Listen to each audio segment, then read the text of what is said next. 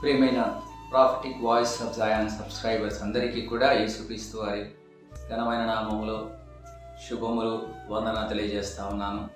మరి యొక్క నూతన దినాన్ని దేవుడు మనకు అనుగ్రహించినందును బట్టి దేవుని నామానికి మహిమ కలుగును గాక. ఈ దినాన నేను యెషయా గ్రంథంలో ఉన్నటువంటి ఒక వాక్య భాగాన్ని మీ కొరకు చదువుతున్నాను. యెషయా గ్రంథం 50వ అధ్యాయము 2వ వచనములో మధ్య భాగములో వ్రాయబడిన మాట, నా చెయ్యి విమోచించలేనంత కురచేయైపోయినా విడిపించుటకు నాకు శక్తి లేదా? నా గద్దింపు చేత సముద్రమును ఎండబెట్టుదును, నదులను ఎడారిగా చేయుదును అన్నమాట. దేవుడు తన యొక్క బాహువును చాచినప్పుడు జరిగేటువంటి గొప్ప కార్యాలను గురించి వివరణ ఇక్కడ మనకు అనిపిస్తుంది.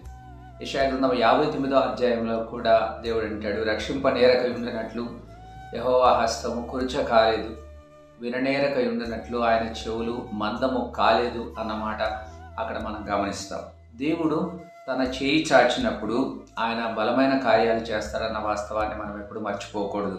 దేవుడు అంటున్నాడు, నా చెయ్యి విమోచించలేనంత కురచేయి అయిపోయినా విడిపించుటకు దేవునికి శక్తి లేదా?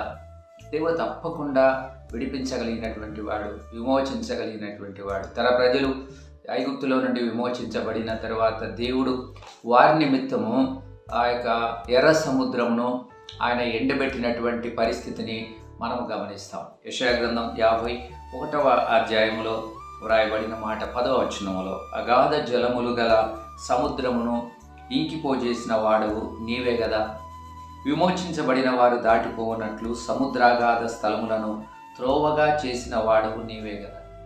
అనగా ఎక్కడైతే త్రోవ లేదని ఇశ్రాయేలు వారు భావించారు, ఎక్కడైతే వారికి వెళ్ళటానికి వేరే ఆప్షన్ లేనటువంటి పరిస్థితి వారికి కలిగి ఉందో అక్కడే దేవుడు సముద్రమును ఎండబెట్టి ఆ యొక్క సముద్రం మధ్యలో ఆరిన నేలను తన ప్రజలైన ఇశ్రాయేలు వారిని బయటికి తీసుకుని వచ్చినటువంటి పరిస్థితిని మనం గమనిస్తాం. అనగా దేవుని యొక్క హస్తము బలమైన హస్తము, దేవుని యొక్క హస్తము చాచబడినటువంటి హస్తము, తన ప్రజలకు తోడుగా ఉండేటువంటి హస్తము, తన ప్రజలను విమోచించేటువంటి హస్తము, విమోచించబడిన వారిని క్షేమంగా నడిపించేటువంటి హస్తం. ఒకవేళ కొంత ఇరుకైనటువంటి పరిస్థితులు, ఇబ్బందికరమైనటువంటి పరిస్థితుల ద్వారా దేవుడు తన ప్రజలను తీసుకుని వెళ్ళవలసి వచ్చినప్పటికీ ఆ యొక్క పరిస్థితులన్నింటినీ మార్చగలిగినటువంటి దేవుడు. అనానుకూలమైన పరిస్థితులను అనుకూలమైన పరిస్థితులుగా దేవుడు మార్చగలిగినటువంటి వాడు.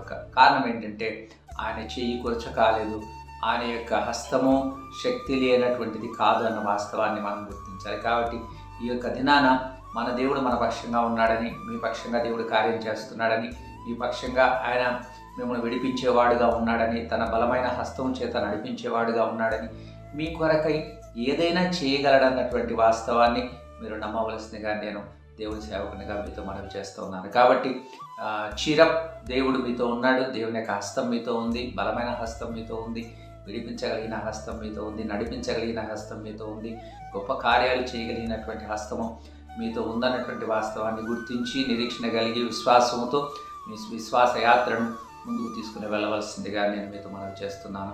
అలాంటి విశ్వాసంతో కొనసాగడానికి దేవుడు తన యొక్క కృపను మనకు అనుగ్రహించిన గాక. మీ యొక్క సహోదరుడు రెవరెండ్ డాక్టర్ మాయసేవ్.